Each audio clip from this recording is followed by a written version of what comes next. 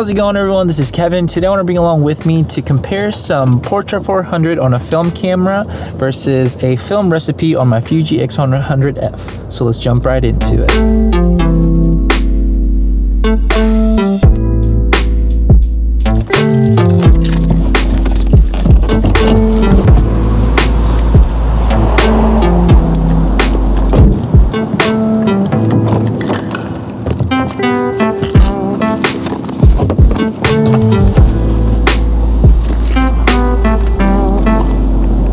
So we're here in the Houston area, just kind of trying to compare the Fujifilm to the Portra 400 with the film recipe and all that stuff. I'm just gonna take a couple photos around the area and just see how they compare to each other, to see how good the recipe is, and see if this is a method that you can use for when it comes down to shooting kind of like fake film photos for you. So hopefully this helps you out.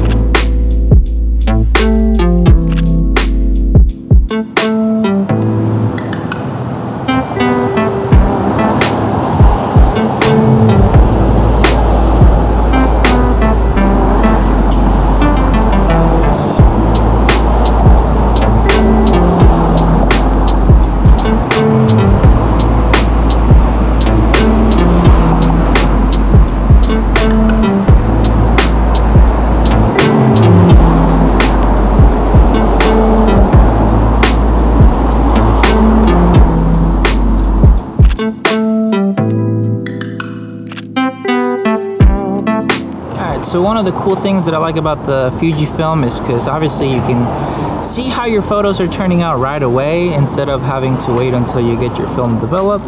But the cool thing about obviously film is just the way it looks straight out of camera just looks good. That's one of the reasons why I wanted to get a Fujifilm camera, to try to develop a recipe that could be the perfect simulation of film, like the Portra 400.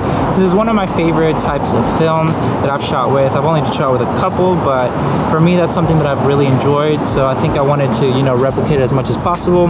With the other camera, I mean, they're pretty straightforward. It's just a point and shoot camera, so you're not really doing too much of adjustments like how my Pentax, the K1000 would be.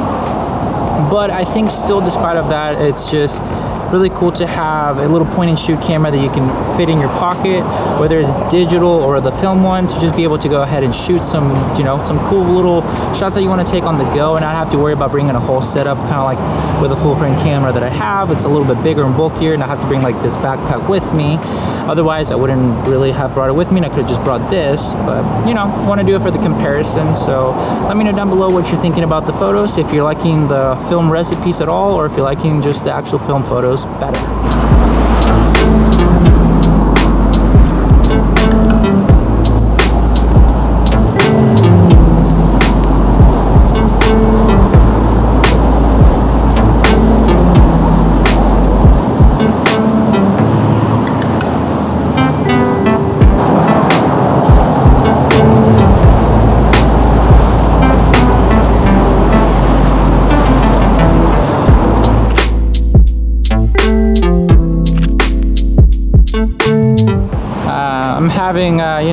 take the photos because I want her to get into the film a little bit, and she wanted to test it out. So it's kind of cool for her to, you know, use it and compare them.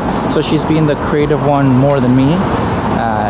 So I don't have the pressure at all. So she does.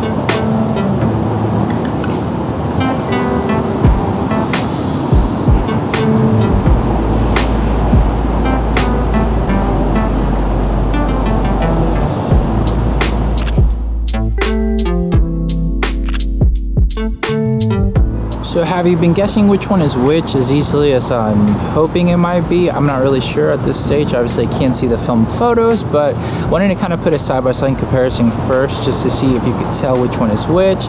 And then, I mean, kind of trick you a little bit. I mean, I know it'll be harder to tell here on YouTube, so if you want to see the more higher resolution photos of them to compare, go to my Instagram or my Twitter down below just to kind of just compare them yourself and see if you can tell the difference that way. But with that said, I mean, obviously digital is never going to be like film 100%, but being able to recreate a little bit of the Portra 400 with the Fuji film recipes, I think is pretty cool and beneficial if you're wanting to get more into that nostalgic kind of type of photos, because you don't want to have to do major edits like with it. I mean, it's straight JPEGs from the Fuji film with its recipes, so it's not really being touched up whatsoever. Neither are these like film photos. It's just minor corrections here and there if needed at all.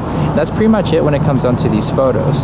So that's what I wanted to kind of test out, just to see how well the Fujifilm recipe held up to the Portra 400. Let me know your thoughts down below and see if it really was something great, or if it's something that you don't even care to really try out for yourself and you just want to shoot film, or you don't even want to do either. It's up to you really, but I think it's kind of cool that you can recreate it with the Fujifilm, since it is really a good camera overall for just even shooting just in JPEG. So if you're looking for a one kind of stop shop with a kind of point and shoot type of camera, the X100F is phenomenal. Even the X100V, whichever one you want to go with, I guess it's up to your budget. But that's pretty much it. But with all that said and done, guys, thank you so much for watching this video. Make sure to like and subscribe, share this video with a friend. I'll catch you guys in the next one. See ya.